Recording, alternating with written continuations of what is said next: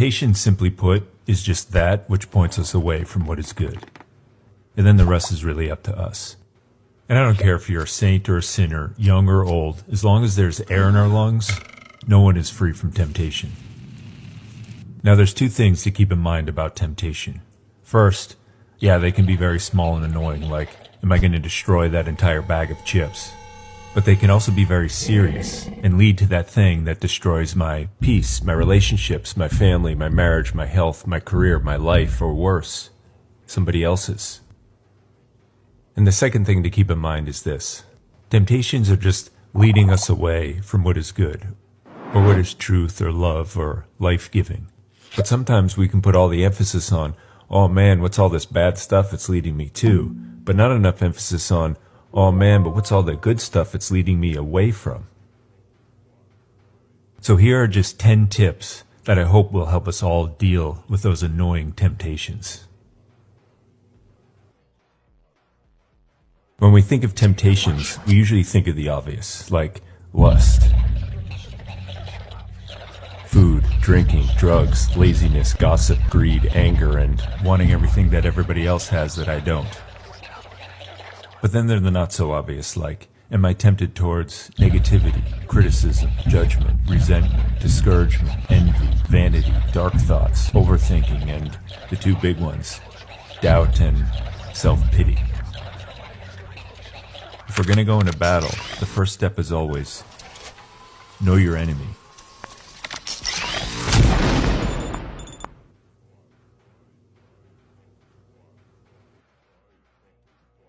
Once we know our temptations, we have to know what sets them off. Maybe it's a person, place, or thing. Maybe it's a mood or feeling like boredom, idleness, or complete and utter loneliness. But I think you and I know that 99.9% of all our triggers comes through one thing. Our portable, pocket-sized conduit of all the temptation of the entire universe. Know your triggers. Remove and avoid the ones we can, and have a solid game plan ready in advance for the ones we can't.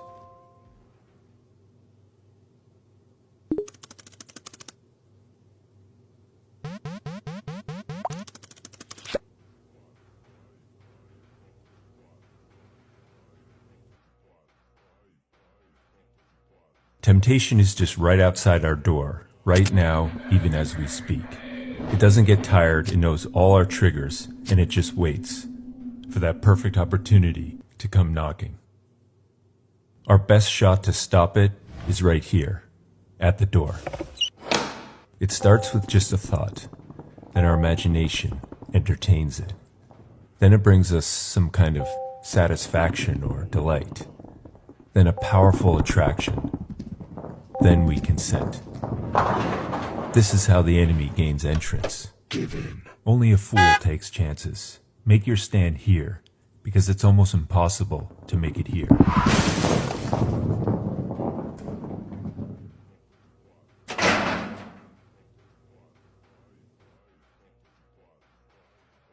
Keep reminding yourself that any temptation, no matter how strong and annoying it may be, will always pass.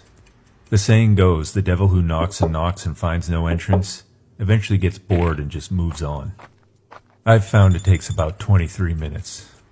So the next time you're battling with some temptation, set a timer for 23 minutes and just go do something else. The best weapon for annihilating temptation is actually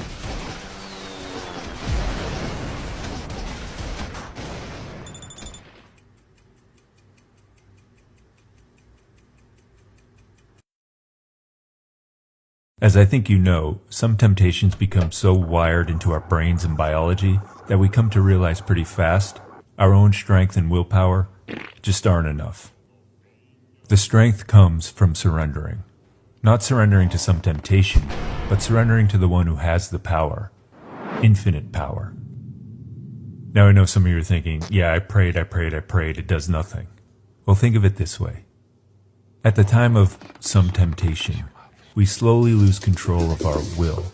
It becomes agitated and excited like a crazy out-of-control puppy. Now what happens when you place that puppy in its mother's arms? it becomes calm, subdued, docile. Jesus gave us all his mother, the most pure and docile and loving creature to ever walk the face of the earth. The next time you're battling some temptation, just place your will into your mother's arms and take a deep breath and surrender.